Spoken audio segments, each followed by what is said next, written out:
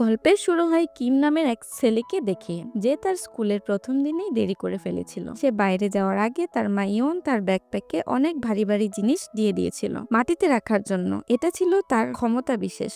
যখন সে বাসে উঠল তখন সে জ্যাং নামের একটি মেয়েকে দেখতে পেল যে তার বাস মিস করেছে। কিম তাড়াতাড়ি বাস থামিয়ে তাকে সাহায্য করে, কিন্তু তারপর জ্যাং বুঝতে পারলো তার কাছে ভাড়ার জন্য কোনো টাকা নেই। তাই কিম তাকে কিছু নগদ টাকা দিয়ে দেয়। হঠাৎ করে কিমের মনে হলো তার উড়ার শক্তিগুলো নিজে নিজেই জাগতে শুরু করে দিয়েছে। সে মাটিতে থাকার চেষ্টা করছিল যাতে তার গোপনীয়তা ফাঁস না হয়। এদিকে ক্লাসের সমস্ত বাচ্চারা তাদের পড়াশোনায় ব্যস্ত ছিল, কিন্তু কিম মনোযোগ দিতে পারছিল না, কারণ মনে মনে সে জ্যাংকে ভালোবেসে ফেলেছে। হঠাৎ সে দেখলো সে মাটি থেকে উপরে উঠতে শুরু করেছে। তাই সে তার ডেস্কটি খুব শক্ত করে ধরে রাখলো যাতে বাতাসে উপরে উঠে না যায়। অন্যদিকে বিমানবন্দরে আমরা ফ্রাঙ্ক নামের একটি লোককে দেখি যে পার্কিং লটে একটি ট্রাক থেকে তার জিনিসপত্র বের করে এবং ওয়ার্কারের ছদ্মবেশ ধরে। তখন আমরা জানতে পারি যে ফ্রাঙ্ক একজন সিরিয়াল কিলার ছিল। সোল সিটিতে নির্দিষ্ট কিছু লোককে মারার জন্য সুপারন্যাচারাল কন্ট্রোল এজেন্সি দ্বারা ভাড়া করা হয়েছিল। স্কুলের পরে সমস্ত স্টুডেন্টরা বাড়ি চলে যাচ্ছিল, কিন্তু লি নামক একটি ছেলে জ্যাংকে থামায় এবং তাকে স্কুলের জিম দেখাতে নিয়ে যায়। কারণ জ্যাং স্কুলের নতুন স্টুডেন্ট ছিল, তাই শিক্ষকরা লিকে জ্যাংকে পুরো স্কুল ঘুরিয়ে দেখানোর দায়িত্ব দিয়েছিল। এদিকে ফ্রাঙ্ক তার প্রথম টার্গেট জিন চিনের অফিসে উপস্থিত হয়। জিন চিন ফ্রাঙ্ককে দেখেই চিনে ফেলে এ কোনো ছদ্মবেশী। তারপর জিন চিন তার কাছে গিয়ে জিজ্ঞাসা করে কিভাবে সে তার আসল নাম জানলো। ফ্রাঙ্ক তাকে বলে যে একটি কোম্পানি তোমাকে হত্যা করার জন্য আমাকে পাঠিয়েছে। এটা শুনে সাথে সাথে জিন চিন খুব রেগে গেল এবং গল্ফ স্টিকটিকে এমন ভাবে বাঁকিয়ে দিল যেন এটা কিছুই না। তারপর গল্ফ স্টিকটি দিয়ে ফ্রাঙ্কের উপর হামলা করে দেয়। ফ্রাঙ্ক কোনো রকমে নিজের প্রাণ বাঁচিয়ে সেখান থেকে চলে যায়, কিন্তু জিন চিন ফ্রাঙ্ককে উঠিয়ে দেয়ালে ছুঁড়ে মেরে দেয়ালই ভেঙে ফেলে। সেই মুহূর্তে ফ্রাঙ্ক কোনো রকমে জিন চিনের চশমাটি ভেঙে ফেলে এবং কাচের ছোট্ট একটি অংশ তার চোখে আঘাত করে। তারপর সে একটি কলম নিয়ে ফ্রাঙ্কের বুকে ঢুকিয়ে দেয় এবং তাকে হত্যা করে। এরপর ফ্রাঙ্ক জিনচিনের শরীরটাকে জানালা দিয়ে নিচে ফেলে দেয় এবং তার প্রথম কাজটি শেষ করে ফেলে। তারপরে সে তার ট্রাকে ফিরে গিয়ে কাউকে টেক্সট করে জানিয়ে দেয় যে তার কাজ হয়ে গেছে। এদিকে কিমের মা উইন বাড়ি পরিষ্কারের কাজ করছিলেন। তখন তিনি তার ফোন চেক করে দেখলেন যে জিনচিনের মৃত্যুর খবর ছড়িয়ে পড়েছে।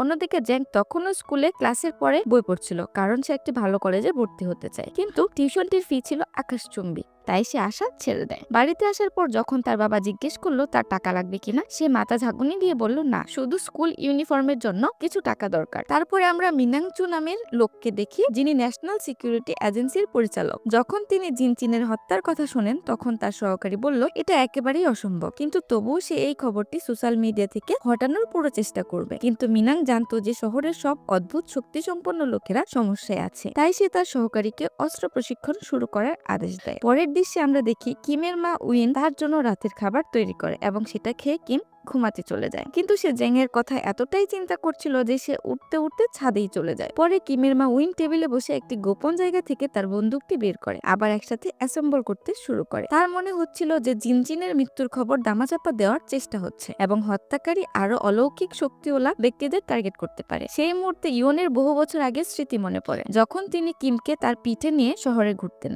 কারণ তাদের কাছে থাকার কোনো জায়গা ছিল না। তারপর একদিন একটি শুনশান শেডের মালিক তাদেরকে থাকার জন্য একটি জায়গা দেয়। সময় অতিবাহিত হওয়ার সাথে সাথে ইওয়ান তার ছেলের জন্য একটি বিশাল খেলার ঘর তৈরি করে এবং এমনভাবে নিরাপত্তা জাল স্থাপন করেছিলেন যেন কিম তার উড়ার দক্ষতা ভালোভাবে শিখতে পারে। কাজটা অনেক কঠিন ছিল। কিম তখনও তার মা যা বলছে তা বুঝতে পারত না, যা তার প্রশিক্ষণকে বেশ চ্যালেঞ্জিং করে তুলেছিল। কিন্তু ইওয়ান হার মানলেন না এবং কয়েক মাস কঠোর পরিশ্রমের পরে তিনি সেই শেডটিকে একটি বড় রেস্টুরেন্টে পরিণত করলেন। সবকিছু ঠিকঠাক চলছিল, তাই এরপরে তিনি কিমকে বলেছিলেন যে আর বাইরে খেলতে পারবে না। বেচারা তার পুরো শৈশবটি টিভিতে সুপারহিরো কার্টুন দেখে কাটিয়ে দেয়, যা তার মনে এই ধারণার জন্ম দেয় যে সেও একজন সুপারহিরো। এখন সে তার শক্তি প্রদর্শনের জন্য স্কুলের বন্ধুদের সামনে উঠতে শুরু করে। তাকে উঠতে দেখার জন্য তার বন্ধুরা সবাই অনেক খুশি হয়ে প্রশংসা করতে থাকে এবং কিমেরও তার সিক্রেট শেয়ার করে অনেক ভালো লাগছিল। কিন্তু স্কুলের প্রিন্সিপালও তাকে উঠতে দেখে ফেলেছে, তা সে জানতো না। সেই সন্ধ্যার পরে কিমের এক বন্ধু তার মতো উড়ার চেষ্টা করে যেন সেও কিমের মতো সবার মন জয় করতে পারে, কিন্তু তারপরে বাচ্চাটি পড়ে গিয়ে অনেক আঘাত পায়। এরপরে স্কুল থেকে ইয়নকে স্কুলে ডাকা হয় এবং তাকে কিম সম্পর্কে অনেক অভিযোগ করা হয়, যার জন্য তাকে বিনা কারণে ক্ষমা চাইতে বাধ্য হতে হয়েছিল। কিম বুঝতে পেরেছিল যে সে তার মাকে কতটা বিব্রত করেছে, তাই সে ছাদে গিয়ে কাঁদতে শুরু করে। কিন্তু হঠাৎ তার কোমরে দড়ি ছিঁড়ে গেল এবং বাতাসে উড়ে চলে যাচ্ছিল। ঠিক তখনই তার মা ইয়ন চলে এসে তার সমস্ত শক্তি দিয়ে দড়ি ধরে টান দিয়ে তার ছেলের জীবন রক্ষা করলেন। পরের দিন সমস্ত বাচ্চারা স্কুলে ফিরে এসেছিল। কিম এবং জ্যাং দৌড়ে আসার পরেও একটু দেরিতে পৌঁছায়, কিন্তু গার্ড লক্ষ্য করলো যে তারা মাত্র কয়েক সেকেন্ড দেরি করেছে এবং তাদের যেতে দেয়। এদিকে শহর জুড়ে ফ্রাঙ্ক এই পুরানো লাইব্রেরিতে পৌঁছে দরজা বন্ধ করে দেয় এবং মালিকের মুখোমুখি হয়। তিনি জিজ্ঞাসা করলেন, আপনি কি ব্যাংকে যেতেন? মালিক অবিলম্বে বুঝতে পেরেছিলেন যে তিনি গরম জলে আছেন, তাই তিনি তার বৈদ্যুতিক শক্তি দিয়ে সমস্ত আলো নিভিয়ে দিলেন। তারপর তিনি তার রেডিও থেকে একটি ব্যাটারি বের করলেন এবং এর ভিতরে বৈদ্যুতিক শক্তি চার্জ করতে শুরু করলেন। ধাক্কায় তার চুল সব ভেঙে গেল। তারপরে কোথাও থেকে সে ফ্রাঙ্কের দিকে ফুঁসতে থাকে এবং তাকে বারবার বিদ্যুৎ দিয়ে জ্যাপ করতে থাকে। ফ্রাঙ্ক নিজেকে রক্ষা করার জন্য একটি বই ধরলেন এবং বঙ্কের হাত থেকে ব্যাটারিটি ছিটকে দিতে সক্ষম হলেন, কিন্তু সে দ্রুত তা তুলে নিয়েছিল এবং ফ্রাঙ্ককে একটি প্রচন্ড ধাক্কা দিয়ে আঘাত করেছিল, যা তাকে সিলিং এ ভেঙে পড়েছিল। শেষ পর্যন্ত বঙ্ক তার ডেস্ক থেকে একটি ছবি নিয়ে ছবিটিতে আগুন ধরিয়ে দেয় এবং এটি দিয়ে ফ্রাঙ্ককে দম বন্ধ করতে থাকে। তিনি ফ্রাঙ্ককে এত জোরে কারেন্টের শক দিচ্ছিলেন যে সারা ঘরে শর্ট সার্কিট হয়ে যায়। এখন ফ্রাঙ্ক প্রায় মারাই যাচ্ছিল, কিন্তু সে বাঙ্ককে কোনো রকমে ধাক্কা দিয়ে একপাশে ফেলে দিল এবং তাকে একটা শক্ত আঘাত দিয়ে মেরে ফেললো। শেষ পর্যন্ত তার টার্গেট মৃত। তারপর সে বাঙ্কের হাতের জ্বলন্ত ছবি খেয়াল করলো এবং বুঝতে পারলেন বাঙ্কের একটি বাচ্চা আছে। এসব দেখে ফ্রাঙ্কের খারাপ লাগছিল, কিন্তু সে দ্রুত সেখান থেকে বেরিয়ে এসে তার ট্রাকে চলে যায়। স্কুলে জ্যাং বুঝতে পেরেছিল যে স্কুলে দৌড়ে যাওয়ার জন্য ঘামে তার ইউনিফর্মে দুর্গন্ধ হয়ে গেছে। তার খুব লজ্জা লাগছিল। ব্যাং নামের একটি ছেলে তাকে উত্ত্যক্ত করতে শুরু করে দেয়। ছেলেটি স্কুলের রেকর্ড থেকে জানতে পেরেছিল যে জ্যাং জিমন্যাস্টিক্স করে। তারপর ব্যাং জ্যাংয়ের হাসি তামাশা বানাতে শুরু করে। লি তাকে থামিয়ে চলে যেতে বলে। একটু পরে জ্যাং প্র্যাকটিস করতে জিমে আসে এবং ব্যান তাকে আবারও বিরক্ত করতে শুরু করে। লি তার পথ আটকে দিলে ব্যান তাকে স্কুলের বাইরে দেখা করতে বলে। লি ব্যাঙের সাথে চলে গেল, কিন্তু তারা বুঝতে পারেনি একজন শিক্ষক পুরো বিষয়টি দেখছিলেন। যাই হোক, ব্যান তাকে মারার চেষ্টা করেছিল, কিন্তু লি সহজেই তাকে এড়িয়ে যায় এবং তাকে নিচে নিয়ে দেয়। এবার ব্যাং সত্যি রগে গেল এবং মাটি থেকে একটি কাচের বোতল তুলে নিল। সে লিকে আঘাত করতে যাচ্ছিল, কিন্তু লি একটা শক্ত ঘুষি মেরে ব্যাংকে একটা গাছে ঝুলিয়ে দিল। তখনও স্পষ্ট হয়ে গেল লিও বিশেষ শক্তির অধিকারী। পরে যখন শিক্ষক জিজ্ঞাসা করলেন ব্যাং কোথায়, লি মিথ্যা বলে যে তার শরীর ভালো লাগছিল না, তাই সে তাড়াতাড়ি চলে গেছে। তারপর কয়েক ঘন্টা পরে বাঙ্কের মৃত্যুর খবর টিভিতে আসে এবং ইয়ন তার ছেলে কিমের নিরাপত্তা নিয়ে উদ্বিগ্ন হতে শুরু করে। সেই সন্ধ্যায় কিম এবং জ্যাং তাদের নতুন ইউনিফর্ম কিনতে একটি দোকানে যায় এবং তারপর তারা দুজন একসাথে খাবার খায়। অন্যদিকে ফ্রাঙ্ক তার হাতে থাকা একটি ছবি দেখেছিল এবং সে তার পরবর্তী খুনের অর্ডার পেয়ে গেছিল। এদিকে কিম এবং জ্যাং আড্ডা দিচ্ছিল এবং পরে তারা স্কুলে চলে আসে, কারণ সকালে ক্লাসে দেরি করার শাস্তি হিসেবে তাদেরকে স্কুলে বাথরুম পরিষ্কার করার শাস্তি দেওয়া হয়েছিল। সেই সময়ে জ্যাং কিমের হাতের ঘা দেখেছিল যখন তারা একে অপরের সাথে ধাক্কা খেয়েছিল। জ্যাং আঘাতে মলম লাগাতে শুরু করে, কিন্তু সে কাছে যেতেই কিম এতটাই বিব্রত লজ্জা পাচ্ছিল যে তার পা মাটি থেকে উপরে উঠতে শুরু করে। কিম জ্যাং থেকে তার শক্তি লুকানোর জন্য বাথরুম থেকে তাকে চলে যেতে বলে, কিন্তু সে চলে যাওয়ার পরেও কিম তার শক্তি নিয়ন্ত্রণ করতে পারেনি এবং বাতাসে উঠতে শুরু করেন। পরের দিন সকালে শিক্ষক আবার জিজ্ঞাসা করলেন কেন ব্যাং স্কুলে আসেনি, কিন্তু কারোরই কোনো ধারণা ছিল না। লি এটা নিয়ে সত্যি চিন্তিত হতে শুরু করে। স্কুলের পরে কিম অবশেষে বাড়ি ফিরলে তার মা ইয়ন তাকে এত দেরি করার জন্য বকতে থাকে। ইতিমধ্যে ফ্রাঙ্ক তার পরবর্তী শিকার খুঁজতে স্কুলের গেটে পৌঁছে যায়। তখন ওই সিকিউরিটি গার্ড তাকে তার ডেলিভারি ট্রাকটি সেখান থেকে সরাতে বললে সে নিঃশব্দে সরে যায়, কিন্তু গার্ডের সন্দেহ হলো এবং কাউকে কল করে বিষয়টা জানায়। এভাবেই দিন কেটে যায় এবং জ্যাং তার কোচের সাথে ভালো খেলোয়াড় হিসেবে উন্নতি করার জন্য জিমন্যাস্টিক্সে কাজ করছিল। সেই সময় লি লুকিয়ে লুকিয়ে জ্যাং এর প্র্যাকটিস দেখছিল, কারণ সে মনে মনে জ্যাংকে পছন্দ করত। এক রাতে প্র্যাকটিস করার সময় জ্যাং হঠাৎ তার পায়ের গোড়ালি মোচড় দিয়ে পড়ে যায়। যখন লি এটি দেখে সে ছুটে আসতে যাবে, ঠিক তখনই কিমকে দেখে থেমে যায়, কারণ কিম অনেক লম্বা লাফ দিয়ে জ্যাং এর কাছে পৌঁছে যায়। সত্যি কথা বলতে কি, যখন কিম জ্যাংকে ব্যথায় দেখে তখন সে নিজেকে আর আটকে রাখতে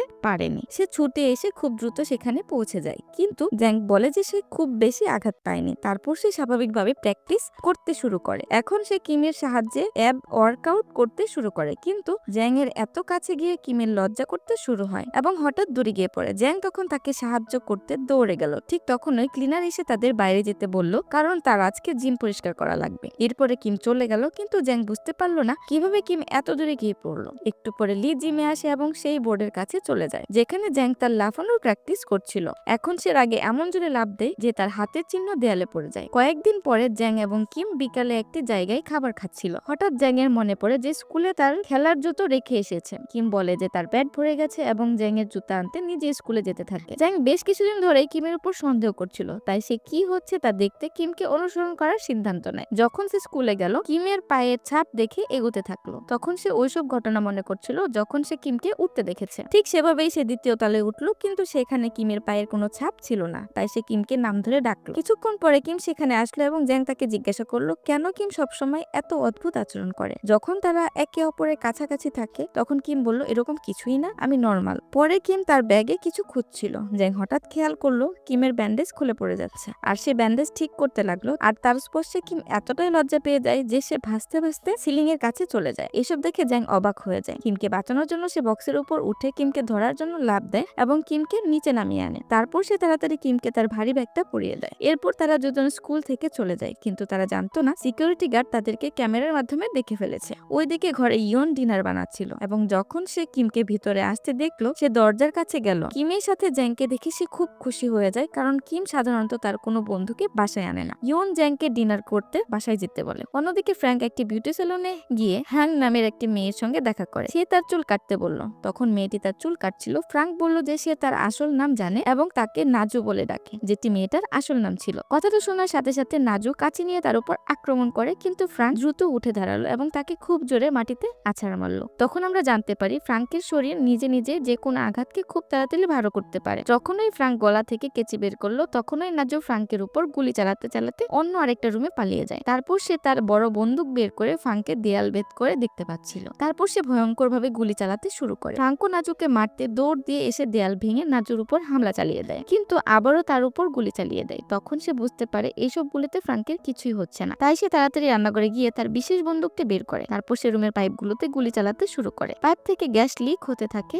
এই ধোঁয়ার আড়ালে লুকিয়ে নাজু ফ্র্যাঙ্কের উপর ভয়ঙ্কর ভাবে গুলি চালাতে থাকে। এর মধ্যে নাজুর শরীরেও গুলি লাগে। তারপর সে তার বড় শটগান বের করে ফ্র্যাঙ্কের উপর গুলির বৃষ্টি ছুটতে থাকে আর ফ্র্যাঙ্কের উপর জোরে আঘাত করে, যে জন্য ফ্র্যাঙ্ক একটা শেলফের সাথে ধাক্কা খায়। এরপর নাজু দৌড়ে এসে শটগান দিয়ে আঘাত করে, যে জন্য ফ্র্যাঙ্ক দূরে গিয়ে পড়ে।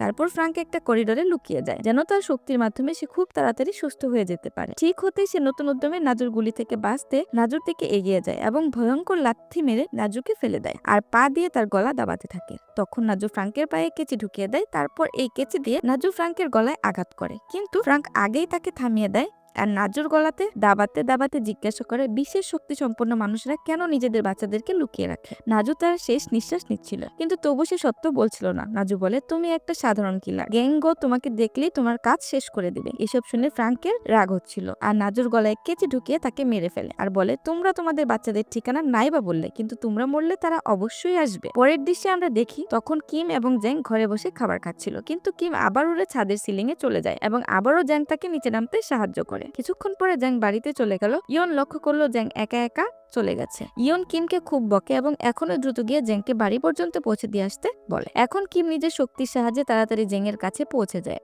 তাকে দেখে জ্যাং খুব খুশি হয়। পরের দিন কিম জ্যাং এর সাথে প্র্যাকটিসের জন্য আসে এবং জ্যাং তাকে জানায় যে সে আসলে তার পুরনো স্কুল নিজে ছেড়ে আসেনি। সে একসাথে 17টি মেয়েকে মারধর করেছিল, যার ফলে তাকে বের করে দেওয়া হয়েছিল। একদিন তার পুরনো স্কুলের কিছু মেয়ে তার একজন বান্ধবীকে অপমান করেছিল এবং সব ধরনের সীমা অতিক্রম করে ফেলেছিল। আর তখনই জ্যাং এর ধৈর্যের বাঁধ ভেঙে যায় এবং অন্য মেয়েদেরকে তার বিপক্ষে লড়াইয়ের জন্য বাইরে ডাকলো। সেই সন্ধ্যায় সমস্ত ছেলে মেয়েরা লড়াই দেখতে জড়ো হয় এবং যেখানে 17টি মেয়ে একসাথে জ্যাং এর উপর হামলা করে বসে। কিন্তু এসবে জ্যাং মোটেও ভয় পায়নি, কারণ সেও ছিল বিশেষ শক্তির অধিকারী। তিনি তার সমস্ত সাহস হারাননি এবং তার সমস্ত শত্রুর দফা রফা শেষ করে দিয়েছিল। শেষ পর্যন্ত সে সবাইকে হারানোর পর সেই লিডারের কাছে পৌঁছায়, যে তাকে তার হিল দিয়ে ভয় দেখানোর চেষ্টা করেছিল। লিডার আক্রমণ করার চেষ্টা করেছিল, কিন্তু দ্রুত বুঝতে পারে যে তার আঘাতগুলির কোনো প্রভাবই পড়ছে না। এবার সে ভয়ে চিৎকার করতে লাগলো।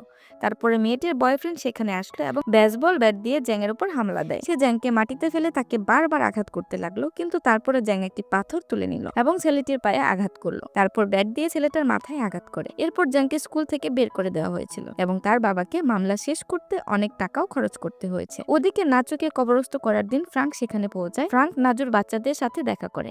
নাজুর ব্যাপারে ভালো কথা শুনে তার মন খারাপ হয়ে যায় আর সে নাজুর বাচ্চাদের মারার প্ল্যান বাদ দিয়ে দেয়। ওদিকে ন্যাশনাল সিকিউরিটি এজেন্সি সাধারণ মানুষদের থেকে মিউটেন্ট মানুষদের অস্তিত্ব লুকাতে সব ধরনের চেষ্টা করছিল। ওদিকে আমরা দেখি কারেন্টের শক্তিওয়ালা লোকটার ছেলে তার বাবার মৃত্যুর বদলা নিতে কিলারকে খুঁজছিল। তার ভিতরেও তার বাবার মতো বিশেষ শক্তি ছিল। এই সিরিজের প্রথম সিজন এখানেই শেষ হয়, যেটা এখনো আসেনি। আসলে সেটাও আমাদের চ্যানেলে পোস্ট করা হবে।